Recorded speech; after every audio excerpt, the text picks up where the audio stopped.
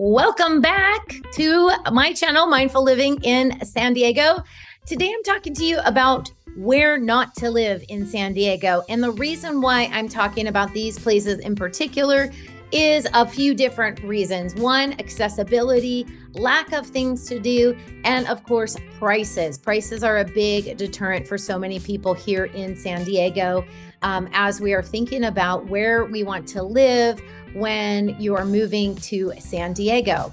Okay, so my first on my list is City Heights. City Heights is poised to actually be an awesome place to live. It just hasn't gotten there yet. Prices are good, so if you don't mind that, it might be a good place to invest. If you think about it, it's right next to North Park and South Park, and it is so centrally located. It just hasn't hit that gentrification process that we've been looking for or expecting in this particular area, and could be a great place to invest for people that are thinking about getting into the market and are willing to purchase something a little more affordable, but are willing to wait for that gentrification and therefore gain some more equity.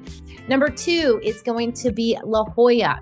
La Jolla can be incredibly wonderful to live in, and I'm not talking about the UTC area. I'm specifically talking about right in La Jolla, like Windansea, the downtown area. The reason why I don't love it is it's very difficult to get in and out of. There is literally one way in and one way out, and the traffic getting in there can be horrendous.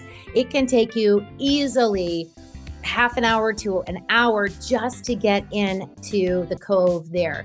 There's tons of things to do, so if you do live in La Jolla and you don't need to leave La Jolla very often, it can be a wonderful place to live. Of course, the other reason why La Jolla is on this list is the cost of living there is extremely high. Not only is it extremely high, but many of the homes that are on the cliffs and the bluffs there cannot qualify for getting any insurance. And so you could have a home that you can't get any homeowner's insurance for, which can be a dangerous thing. So you need to have a lot of money in the bank for that. Finally, the other reason why I say no to La Jolla is the tourists. When people come to visit me, I take them to La Jolla, just like everybody else. We go see the seals, we go paddleboarding in the cove, we kayak there. So the tremendous amount of tourists that come into La Jolla every year, it can be very overwhelming for the locals that are there, and it can make it a very unpleasant place to live. My final place on my list of places to avoid living in San Diego is downtown. Now, I love downtown. There is so much to do down there. Gaslamp is fun. I love to visit downtown, but I don't think I would live there. Our homeless population is pretty out of control there. They're trying to come up with solutions such as tent lots where people can go and camp in certain areas, but they've had a real hard time enforcing that. And the homelessness is very overwhelming. It's very sad. It can really put a damper on living there. I've lived a lot of places in San Diego, and just downtown has been one place that I afford.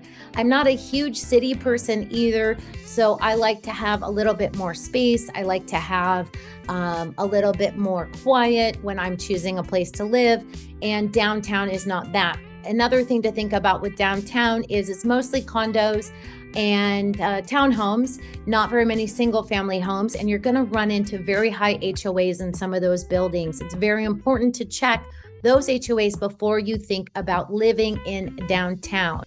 I'm going to throw a bonus one in here of El Cajon. El Cajon there's several areas of El Cajon that can be really lovely to live in, but some areas just are a little run down and not as great and safe to live in. You can see that certain areas are changing, but it's relatively far from the beach. It's a little bit hot to get there. It's not a ton of things to do. They don't have a really strong community vibe going there yet, unlike a place like La Mesa or even Santee, where there's a lot more community things to do. But if I had to pick one East County place to avoid to live, I would choose El Cajon.